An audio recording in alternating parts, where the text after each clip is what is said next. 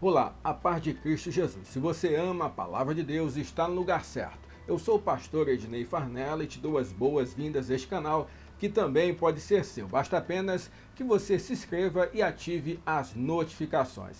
E hoje iniciamos um novo ciclo aqui em nosso canal, porque estamos em um novo trimestre da Escola Bíblica de Jovens. Hoje vamos começar a conversar sobre a nova revista da CPAD, agora a revista falando sobre os profetas menores. O título da revista é Vigilância, Justiça e o Culto a Deus, um chamado para a igreja nos escritos dos profetas menores. Hoje vamos começar com a lição de número 1, Profetas Menores, grandes mensagens em pequenos textos. Tópico 1, o ministério profético no Antigo Testamento. Tópico 2, quem eram os profetas? E tópico 3, a mensagem dos profetas menores. Então não sai daí, porque é uma nova etapa, uma nova jornada. Vamos caminhar juntos nos escritos dos profetas menores. Que bênção, hein? Estamos iniciando mais um trimestre para a glória de Deus. Vamos falar sobre os profetas menores, vamos saber quem são esses homens, vamos discutir um pouco acerca dos ensinos que eles deixaram para cada um de nós. É um prazer contar com você, é um prazer saber que você veio conosco para esse novo trimestre. Já é inscrito em nosso canal? Já deixa um like abençoado aí, um comentário para abençoar a nossa vida. Ainda não é inscrito? Se inscreve, ativa as notificações. Vamos aumentar o número de pessoas que amam a palavra de Deus e ajudar a espalhar a palavra do Senhor. Vamos estudar, porque a profecia nunca foi produzida por vontade de homem algum, mas os homens santos de Deus falaram, inspirados pelo Espírito Santo. A síntese da lição de hoje é: os profetas eram homens piedosos em épocas de crise e corrupção generalizadas. Eles foram um recurso emergencial de Deus para despertar o seu povo. O texto bíblico da lição de hoje está na segunda epístola de Pedro, no capítulo de número 1, versículos do 19 até o 21. E temos muito firme a palavra dos profetas, a qual bem fazeis em estar atentos, como uma luz que alumia em lugar escuro, até que o dia esclareça, e a estrela da alva apareça em vosso coração. Sabendo, primeiramente, isto, que nenhuma profecia da Escritura é de particular interpretação. Versículo 21, porque a profecia nunca foi produzida por vontade de homem algum, mas os homens santos de Deus falaram, inspirados pelo Espírito Santo. Vamos orar? Vamos pedir a iluminação do Senhor para mais um trimestre abençoado. Ó Senhor, muito obrigado pela oportunidade que temos de estarmos mais uma vez aqui pela internet falando da Tua palavra, aprendendo um pouco mais do Senhor e dos seus ensinos. Abra nossa mente, ilumina o nosso entendimento. Abençoa esse irmão, essa irmã que se disponibilizou a estar conosco aqui aprendendo um pouco mais. Abençoa, Pai. Protege, guarda, livra de todo mal, em nome de Jesus. Amém. Queridos, eu quero lembrar que, como de costume, nós queremos abençoar a tua vida e, por isso, estamos disponibilizando os slides que nós projetamos aqui em nossa aula, totalmente grátis para você baixar, tanto em PDF quanto em PowerPoint. O importante é que você também seja bênção para outra pessoa. Você pode utilizar na tua igreja, na tua classe de escola dominical, no teu grupo pequeno, para evangelizar, ensinar uma outra pessoa. Não há problema algum.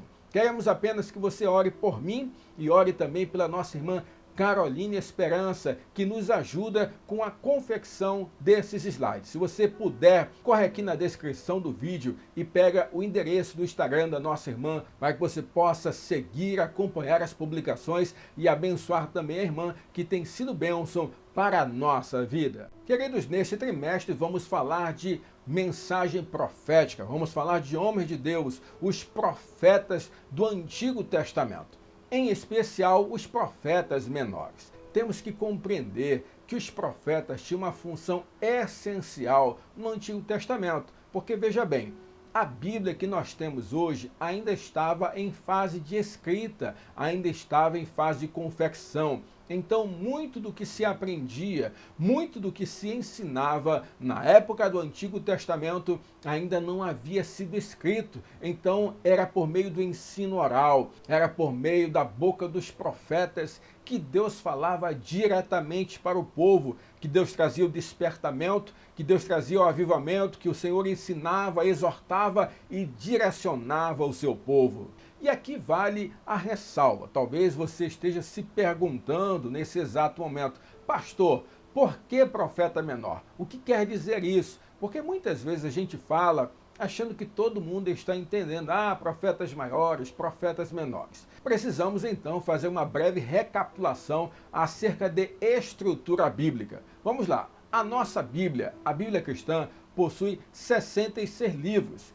Essa Bíblia está dividida em duas partes, Novo Testamento e Antigo Testamento. O Antigo Testamento com 39 livros, o Novo Testamento com 27 livros. O Antigo Testamento também é subdividido. Ele é dividido nos primeiros 5 livros de Moisés, chamados de Torá. Também nós temos os livros históricos, os livros poéticos, sapienciais, e nós temos então os escritos proféticos. Os escritos proféticos, nós temos uma subdivisão, profetas maiores e profetas menores. Profetas maiores, Isaías, Jeremias, Lamentações, Ezequiel e Daniel. Esses 5 livros são chamados de profetas maiores. E os demais livros que nós estudaremos nesse trimestre são chamados de profetas menores. Então, por que essa denominação? É pelo volume descrito deste profeta. Afinal, nós estamos falando de uma classificação bíblica. Então, quando os estudiosos foram classificar a Bíblia, eles perceberam que tinham livros de profetas que eram mais densos, com maior número de capítulos, com maior número de escrita, e outros menores, com uma mensagem não menos importante, no entanto, de menor conteúdo em termos de extensão.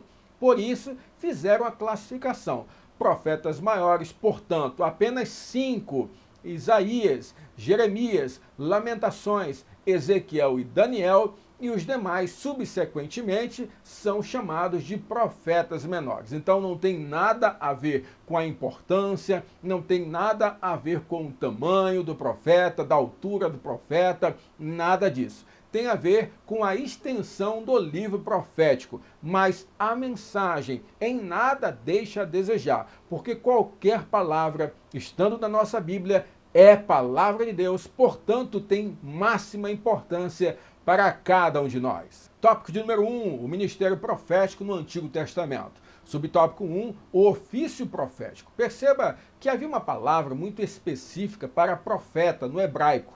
Vamos lembrar, o Antigo Testamento é escrito em hebraico, o Novo Testamento é escrito em grego, o grego koiné. Então a palavra hebraica que foi utilizada para profeta é nabi, cujo significado é proferir, anunciar uma mensagem. Portanto, o profeta era um porta-voz, um embaixador de Deus entre os homens. Precisamos entender que havia algumas figuras religiosas, algumas figuras especiais no Antigo Testamento e que também apareceram de alguma medida no Novo Testamento. Todos lembram aí dos sacerdotes, todos lembram dos levitas, todos lembram dos profetas quando nós falamos em posições religiosas do Antigo Testamento. Quando nós comparamos o ofício sacerdotal e o ofício profético, nós percebemos uma curiosidade muito relevante para o ensino que nós vamos tecer durante todo este trimestre. O sacerdote era aquele que representava o povo diante de Deus, ou seja, ele apresentava as ofertas, os holocaustos, ele se colocava na posição de Deus para representar os homens. Já o profeta tinha um sentido oposto, ele se colocava diante do povo não para proferir as suas palavras, mas ele falava da parte de Deus. Por isso era muito comum o uso da expressão "assim diz o Senhor", uma expressão, inclusive, que hoje tem sido muito levada de qualquer maneira. Nós temos muita criancice, muita meninice, principalmente em nosso meio pentecostal, e nós temos que fazer essa ressalva, temos que assumir essa culpa, nós precisamos resgatar o ensino bíblico no meio pentecostal, e é por isso que nós estamos aqui, aprendendo Bíblia, aprendendo palavra de Deus. Porque quando um profeta se levantava no Antigo Testamento, afirmando assim diz o Senhor, de fato era Deus falando no meio do seu povo. Homens comprometidos, homens diferenciados, homens que enfrentaram toda e qualquer situação por acreditarem na mensagem que eles estavam trazendo da parte de Deus para o povo. E perceba que os profetas não tinham a função de serem consultados por uma questão futurística, por uma questão de adivinhação, como muitas pessoas hoje erradamente querem exercer o dito ministério profético dessa maneira. Na verdade, o profeta é aquele que falava em nome de Deus para o povo, o representante de Deus no meio do seu povo. Subtópico de número 2, quando surgia um profeta. Isso é importante. Pense em um momento adequado para surgir um profeta. Momento de crise de fé, momento de apostasia, momento de desobediência, momento em que o povo vivia na idolatria. Na verdade, o tempo ruim, religiosamente falando, um tempo em que havia pouca fé, um tempo em que realmente as pessoas estavam esquecendo dos ensinos do Senhor, é nesse momento que geralmente Deus pegava e chamava alguém para o exercício profético, justamente para trazer ao povo uma mensagem de exortação, uma mensagem de arrependimento, uma mensagem de reconhecimento da soberania de Deus diante da situação atual do povo. As pessoas precisavam ser confrontadas e é nesse momento que o profeta surgia no meio do seu povo. Portanto, a assunção de um profeta trazia duas certezas para o seu povo. Uma certeza era de que o povo precisava se arrepender, voltar para a prática dos ensinos do Senhor, abandonar a idolatria, se voltar novamente à adoração plena e verdadeira ao Criador dos céus e da terra. A segunda certeza é que eles poderiam ficar tranquilos, dormir em paz, porque Deus estava cuidando deles, porque Deus estava zelando pelo seu povo, Deus estava, por meio do ministério profético, exortando, trazendo o povo de volta para o caminho que não deveriam ter saído, porque amava aquele povo, porque queria aquele povo praticando obras correspondentes ao ministério que Deus havia colocado em suas mãos. Porque acredite, querido, desde o Antigo Testamento até hoje, o povo de Deus tem uma missão muito importante, que é testemunhar Deus onde quer que ele esteja. Você testemunha Deus onde quer que você esteja, eu testemunho Deus. E o povo de Israel também testemunhava a respeito do Deus Todo-Poderoso, o Deus que chamou Abraão e disse para Abraão: por meio de você serão benditas todas as famílias da terra. Então esta promessa Deus mantinha não por causa da obediência do homem, mas porque ele é fiel. Então ele levantava o profeta, trazia de volta o povo para o arrependimento e trazia uma certeza absoluta de que ele continua no controle da história e tomando conta do seu povo. Subtópico de número 3, a difícil missão do profeta. No entanto, um profeta não tinha vida fácil. Porque, como falei agora há pouco, um profeta não é aquele que se levantava para ser aplaudido, para fazer adivinhações, para fazer previsões futurísticas. De maneira alguma, ele se levantava no meio do povo, ele se levantava no meio das autoridades, ele se levantava até mesmo no meio dos religiosos para dizer assim: arrependam-se, voltem a praticar as obras que o Senhor os ensinou. É chegado o tempo de arrependimento. Se não se arrependerem, haverá juízo de Deus na vida de cada um de vocês. Então perceba que eles não eram benquistos. Nós lembramos muito dos profetas famosos como Elias, como Eliseu, profetas que nós reputamos como cheios de autoridade, unção e poder, mas nós esquecemos o quanto que profetas como esses sofreram, o quanto que profetas como estes passaram provações e privações por causa da mensagem que eles tinham que entregar. Jeremias foi chamado de profeta chorão por conta de suas lamentações e do seu sofrimento. Daniel foi injustamente jogado na cova dos leões. Nós temos Oséias, que teve que vivenciar o ensino na sua própria carne daquilo que Deus passava por meio de Israel. Então ele teve que tomar para si uma mulher adúltera como esposa. O profeta precisava cumprir a sua missão independentemente do cenário. Então o peso era muito grande, a responsabilidade imensa. É como Lutero fala a respeito da mensagem da cruz, que sentia o peso da cruz de Cristo toda vez que subia num púlpito, falar aquilo que Deus quer, falar aquilo que é necessário ser falado.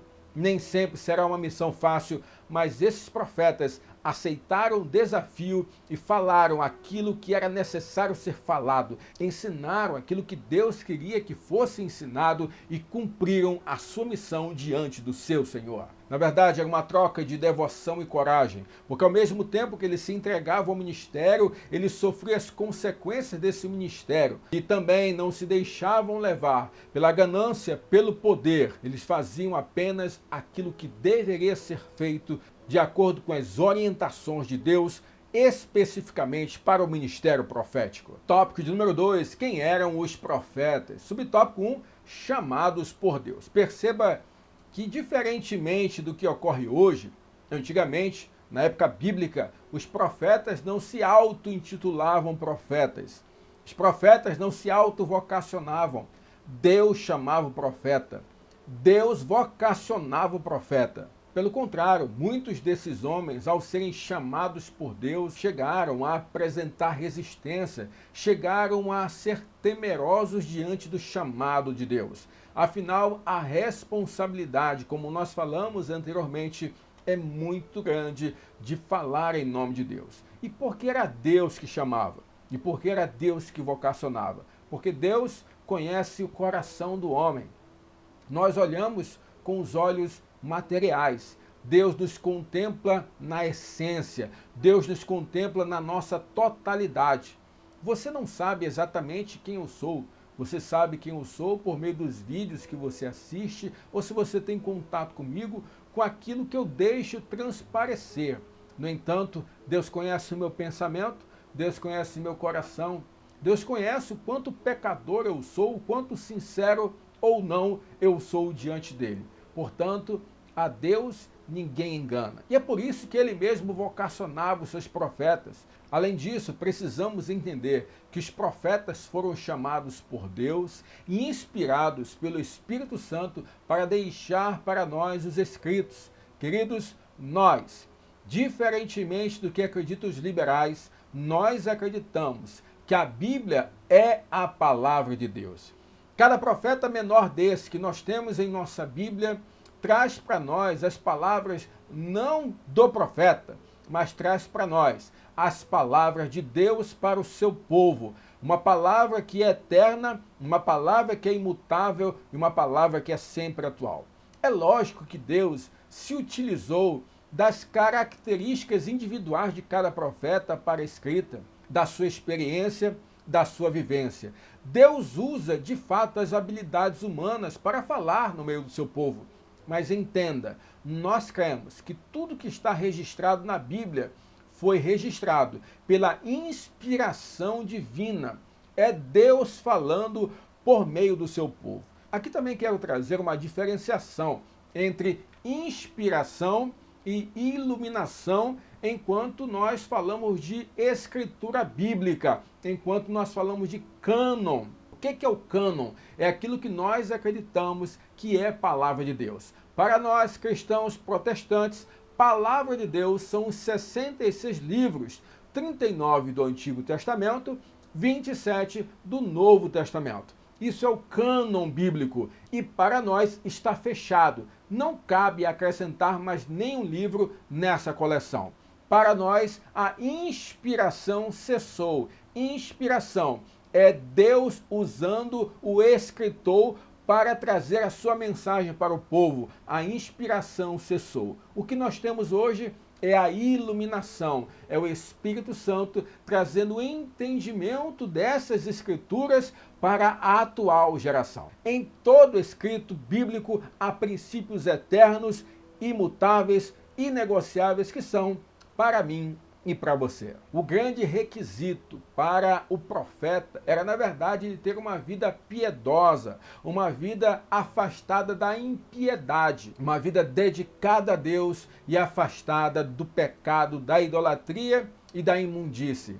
E aqui nós precisamos deixar um esclarecimento do que seria uma pessoa piedosa, porque hoje nós vinculamos a piedade com a questão de eu exercer misericórdia, de eu ajudar outras pessoas. No contexto bíblico, uma pessoa piedosa é aquela que manifesta fruto do Espírito em sua vida. É uma pessoa que tem preocupação com o seu relacionamento com Deus. Quando eu falo assim, fulano é uma pessoa piedosa, que é uma pessoa dedicada ao Senhor, que é uma pessoa que tenta todos os dias ser cada vez mais parecido com Jesus. Afinal, essa é a grande missão de todo cristão, ser parecido cada dia mais com Jesus Cristo. E essa era a grande qualidade dos profetas, serem homens e mulheres piedosos, piedosas, para trazer a mensagem de Deus para o seu povo. Subtópico de número 2, os intérpretes da religião judaica. Nós precisamos lembrar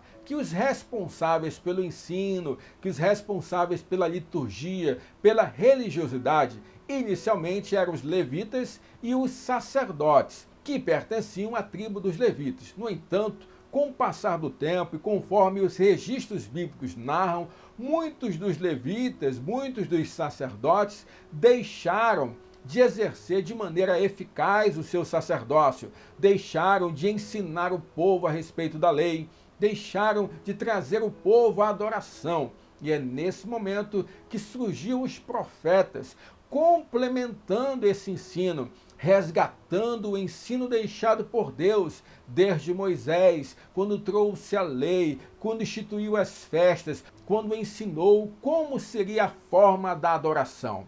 As pessoas estavam esquecidas, os sacerdotes, os levitas não estavam exercendo o seu papel. Por isso, nesse momento, os profetas eram tão importantes, porque nós vamos perceber ao longo de todo esse trimestre que os profetas, a depender do lugar onde eles estavam profetizando, eles tinham situações de calamidade espiritual. As pessoas estavam na idolatria, as pessoas estavam se rendendo a outros deuses e a outros costumes, então eles precisavam ser lembrados do que era realmente ser um hebreu, do que era realmente esse espírito da religião judaica, o que era que Deus estava ensinando para o seu povo. E outra função importante dos profetas era fugir apenas de rituais, apenas da religiosidade. Eles procuravam trazer ao povo um entendimento maduro do que representava cada ensino ali do povo hebreu, cada ensino da lei, cada ensino dos costumes judaicos. Tudo tinha um propósito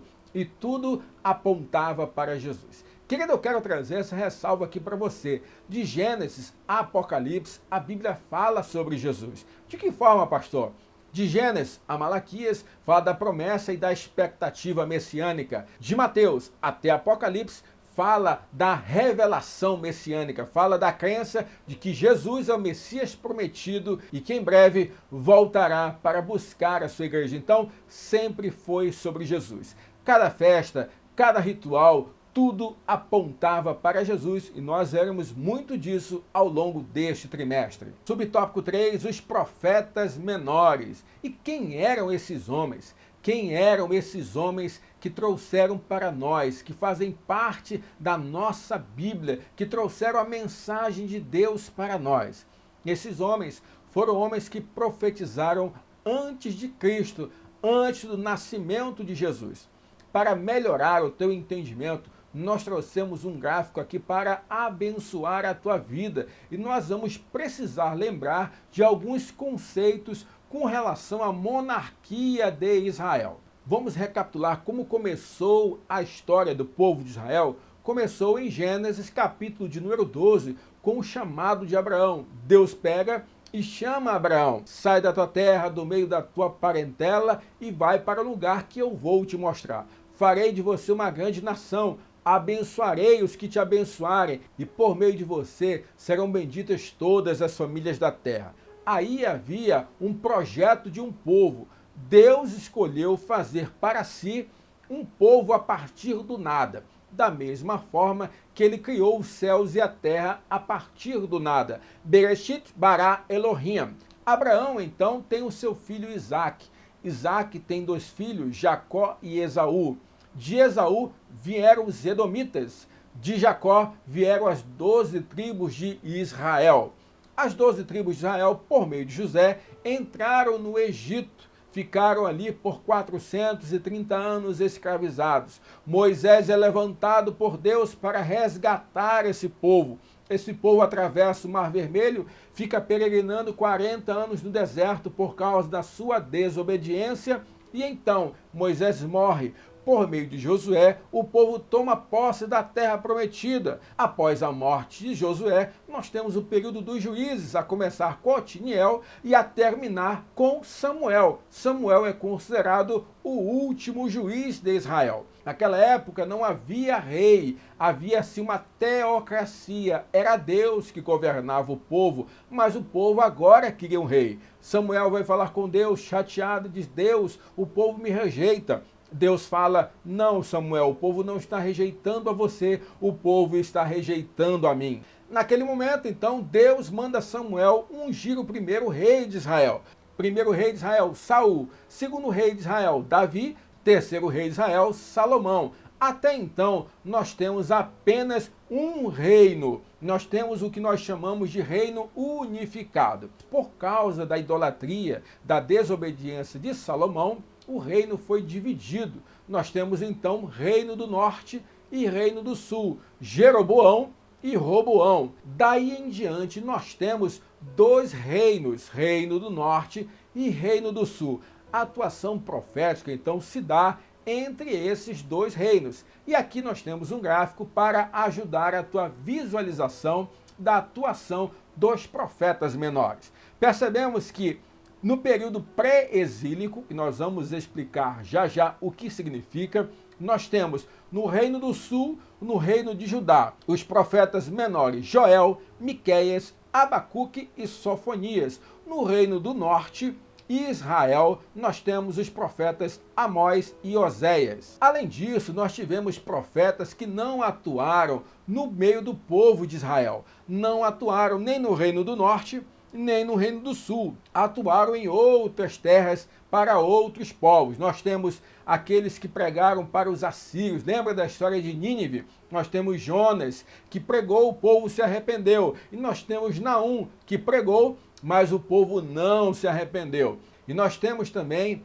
o profeta Obadias, que pregou, que profetizou para os edomitas. Quem eram os edomitas? Os descendentes de Esaú. Então nós precisamos entender, ter essa compreensão.